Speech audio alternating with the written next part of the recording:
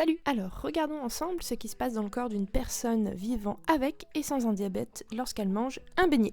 Ni une ni deux, je me suis rendue chez mon boulanger préféré pour en récupérer. Donc là, on voit la glycémie de mon cobaye, aka mon copain.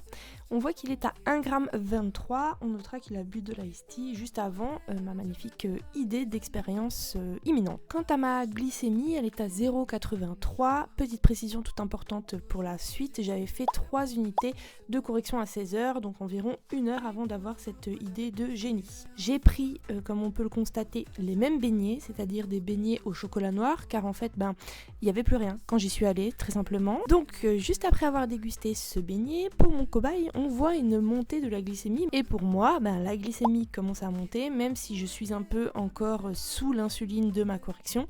Évidemment, je n'avais pas fait de capture d'écran à ce moment-là, mais sachez qu'on était plutôt aux alentours des 1,6 g, 1,8 g plutôt. Et là, en fait, je vous montre mon beignet parce que, matez-moi l'escroquerie, on n'avait quasiment pas de chocolat dedans. Et donc, voici les résultats 2 heures après la glycémie de mon copain était donc revenue à la normale, tandis que de mon côté, la glycémie s'était emballée. On monte à plus de 2 grammes, comme on peut le constater. Voilà, c'était juste une petite expérience pour que vous puissiez vous rendre compte qu'une personne diabétique, quand elle mange un beignet, c'est pas juste une partie de plaisir, c'est un vrai calcul en fait, puisqu'il faut adapter les doses d'insuline, l'activité, voilà.